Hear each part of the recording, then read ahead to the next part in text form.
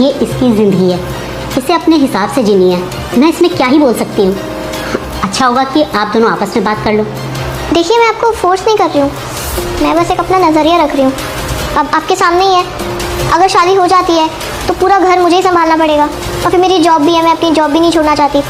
और in future फिर जब बच्चे हो जाएंगे तो मैं बच्चों को संभालूंगी या आपकी माँ को संभालूंगी, आप समझ रहे हैं ना। तो चॉइस आप ही की है, आपको बस चूज़ करना होगा, आपकी माँ या मैं। अगर आपको मुझसे शादी करनी है तो आपकी माँ को छोड़ना पड़ेगा आपको। अच्छा, तो ये बात है।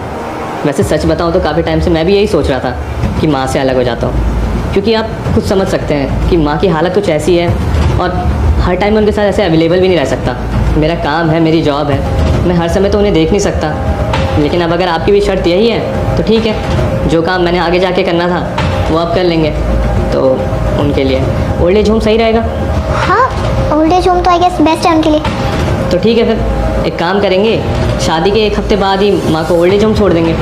हाँ ठीक है। तो मैं आपकी शर्त मान ही चुका हूँ, तो इस रिश्ते को पक्का समझे। क्यों अंकल जी, क्यों आंटी जी? बेटा, लगता तो यही है, लेकिन आखिरी फैसला मेरी बेटी प्रीत का है। बोलो बेटी प्रीत। हाँ, मतलब जो शर्त मैंने रखी थी कि आप अपनी माँ में से या मुझ में से किसी एक को चूज़ करो, तो आपने मुझे चूज़ करा, तो इस हिसाब से तो रिश्ते को हाँ ही होनी चाहिए। बट मेरी तरफ से इस रिश्ते के लिए ना है, मैं आपसे शादी नहीं कर सकती। ना पर क्यों? आपकी जो भी शर्त थी वो मैंने मान तो ली, फिर आप इस रिश्ते को क्यों मना कर रही हैं? इसीलिए तो तुमने मेरी शर्त मान ली कि तुम अपनी माँ को छोड़ने के लिए तैयार हो, इसलिए मैं तुमसे शादी नहीं कर सकती। अरे पर आप ही ने तो कहा था, और मैंने तो बस आपकी बात मानी। वही तो, मतलब कल की आई लड़की के लिए जिससे तुम शायद सिर्फ 2 ही बार मिले हो, उसके लिए तुम अपनी माँ को छोड़ने के लिए तैयार हो गए, जो कि पैरालाइज्ड है, जिन्हें तुम्हारी सबसे ज़्यादा ज़रूरत है, जो कि तुम्हारे सहारे के बिना शायद जी भी ना पाए। उन्हें छोड़ने के लिए तैयार हो, उन्हें वृद्धाश्रम भेजने के लिए तैयार हो।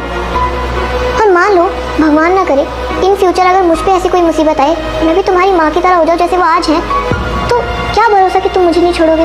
अरे तुमने तो अपनी उस माँ का लिहाज तक नहीं किया जिसने तुम्हें 25 साल तक पाला पोसा, इतना बड़ा किया, अपने पैरों पे खड़ा किया। तुम उन्हें अपने आप से अलग करने के लिए तैयार हो। अरे तुम तो अपने उस माँ के सगे नहीं हुए जिसने तुम्हें 25 साल तक पाला पोसा, इतना बड़ा किया, अपने पैरों तक पे खड़ा किया। तो मैं कैसे मान लूँ कि तुम मेरे सगे होगे। नहीं नहीं, जैसा आप समझ रही हैं ऐसा कुछ भी नहीं है। वो आपने अचानक से ऐसी शर्त रख दी तो मैं बस नर्वस हो गया और आपकी हाँ में हाँ मिला दी। बाकी आप जैसे समझ रही हैं मैं वैसे इंसान नहीं हूँ। देखिए शीशान, अब आपको बातें घुमा के करने की कोई ज़रूरत नहीं है, बल्कि सच तो ये है कि ये शर्त मैंने इसीलिए रखी थी ताकि मैं आपकी सोच देख सकूं कि आप कैसे इंसान हैं। वक्त आने पर आप अपनी फैमिली के साथ खड़े रहते हैं या नहीं, और आपने बता ही दिया कि आप कैसी सोच रखते हैं। तो आई एम रियली सॉरी, मैं एक ऐसे लड़के से शादी तो नहीं कर सकती।